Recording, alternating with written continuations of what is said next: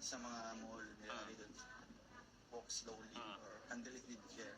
Kasi nga, pag nabasag yun, charge sa'yo. Kung sa, ano din, ganito kay Rachel din, talagang hinawakan ko siya.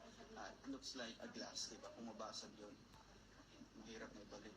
Hindi na siya pwede na buuin ulit kasi nga may mga bakas na. Kaya pinapalagan ko siya na talagang pinaparamdam ko na talagang totoo ako. Committed ako. Faithful ako. Talagang hindi naman siya true words lang. Gusto ko talagang mafe-feel niya from the heart. Wow, ang sarap sa pagramdam dun na. Parang ako yung kinilig dun na. Ito na, Rachel, last question para sa'yo.